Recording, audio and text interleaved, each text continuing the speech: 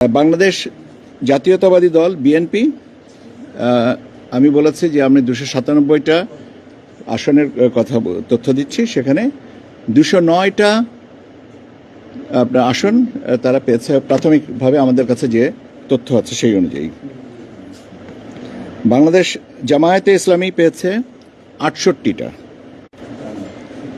জাতীয় নাগরিক party NCP পেয়েছে 6টি, বাংলাদেশ খেলাফত মজলিস পেয়েছে 2টি, ইসলামী আন্দোলন বাংলাদেশ পেয়েছে 1টি,